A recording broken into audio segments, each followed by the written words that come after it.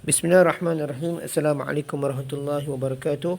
معكم أستاذ محمد حافي بن صدري مدرسكم في اللغة العربية. اليوم إن شاء الله نحن سنواصل درسنا في أسبوع الماضي. ما زلنا تحت الموضوع الرابع، يعني رفقا بالحيوانات. طيب، رفقا بالحيوانات.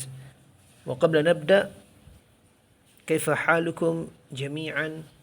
عساكم في حالة الطيبة والسلامة والعافية.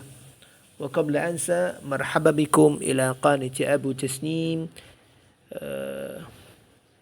Bersama-sama kamu ialah Ustaz Muhammad Hafiz bin Sadri, merupakan guru bahasa Arab kamu.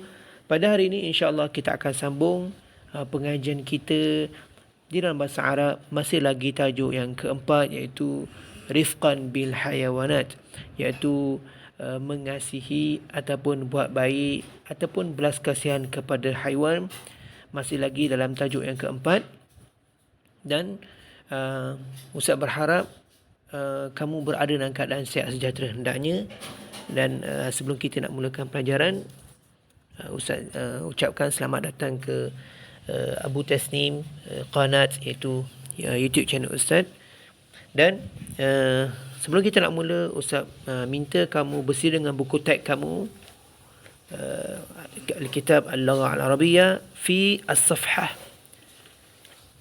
ماذا؟ الصفحة 92 إلى الصفحة 93. طيب، نبدأ في الصفحة 92. Okay, kita akan mula pada muka surat 92. Okay, kamu lihat dalam buku teks kamu tu dia tulis akra'u wa uraddidu. Saya baca kemudian saya ulang. Baiklah. Dalam bab yang tajuk ini kita akan pelajari ماذا؟ يقرأ التلاميذ الكلمات ويرددونها ويحفظونها. يصنف makna kita akan baca dan kita akan ulang-ulang balik perkataan yang kita telah pelajari. Kemudian kita yusannif, kita mengklasifikasikan ataupun yuqassim, kita membahagikan jenis-jenis haiwan. Okay, kita ataupun kita kategorikan jenis-jenis haiwan. Itu kalau kamu lihat pada buku teks kamu, muka surat 92, terdapat kalimah al-alifun dengan al-muftaris. Okay, al-muftarisu. Okay, al-alif bermakna yang binatang yang dipelihara. Afwan, al-alif binatang yang dipelihara ataupun jinak. Al-muftaris binatang yang liar ataupun ganas. Okey, kita lihat dalam muka surat 92 ada binatang yang kita lihat, iaitu ma'izun. Okey, ma'izun ini adalah kambing. Ma'izun biasanya binatang yang orang pelihara lah, ma'iz ni. Kemudian hisanun juga binatang yang dipelihara, hisanun. Kemudian kalbun juga jenis binatang yang dipelihara. Kemudian kamu lihat kirdun. Okey, kirdun dia dikategorikan sebagai haiwan yang al-muftaris, yang liar. Contohnya selain dari kirdun, kamu boleh perkataan timsahun. Timsahun adalah binatang-binatang yang liar, yang orang tak pelihara lah. Okey, namirun juga dikategorikan sebagai binatang-binatang liar, disebut dalam bahasa Arab adalah al-muftaris. Okey, kemudian kita lihat pada kamu lihat okey, iaitu al-alifun binatang yang dipelihara, al-muftarisu binatang haiwan yang liar ataupun yang ganas. Kemudian kamu lihat muka surat seterusnya.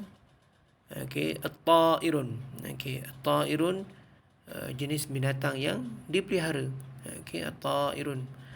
Kemudian arnabun juga binatang dikategorikan sebagai al-alif, yang tu dipelihara ataupun jinak. Kemudian ma'iz kita dah sebut dah tadi. Kemudian thu'banun juga binatang yang mana yang al-muftarisu, yang liar, yang orang tak pelihara lah. Okey. Sama dengan asadun makna singa, makna binatang yang liar yang orang tidak pelihara. Baik. Kita narji' ila as-safha 62. Kita kembali kepada muka surat yang pertama balik. Kita baca. Okey, kita lihat ma'izun. Okey, ma'izun adalah haiwan yang dipelihara. Hisanun juga haiwan yang dipelihara. Hisanun. Okey, thumma kalbun. Okey, juga haiwan yang dipelihara. Kemudian kita lihat kalimah timsahun, haiwan yang liar yang tidak dipelihara. Sama dengan kirdun, juga haiwan yang tidak dipelihara, dia liar, jenis liar. Namirun juga haiwan yang tidak dipelihara, kita katakan sebagai al-muftarisu. Kemudian kita lihat as-safhah at-taliyah, muka surat seterusnya, iaitu ta'irun. Ta'irun dikategorikan sebagai haiwan al-alif yang dipelihara. Kemudian ma'izun juga binatang yang dipelihara. Kemudian arnabun juga binatang yang dipelihara. Kemudian kita lihat kalimah asadun. Okey, asadun ini binatang yang tidak dipelihara, dia dikatakan sebagai binatang yang liar.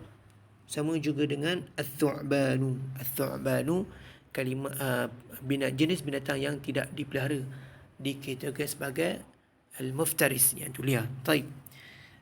Ustaz harap kamu dapat ulang-ulang, kamu dapat menyebut jenis binatang-binatang, kemudian kamu dapat wa yahfazunaha, kamu dapat apa? Wa yuraddidunaha atau wa yahfazunaha, kamu dapat menyebutnya, kemudian kamu dapat mengingatinya, insya-Allah. Taib, Ustaz rasa naktafi bihadha al-liqa, wa insya-Allah sanaltaqi fi usbu'il qadim. Ustaz rasa cukup setakat ini saja dahulu, dan kita akan berjumpa pada minggu hadapan. Taib, Assalamualaikum warahmatullahi wabarakatuh.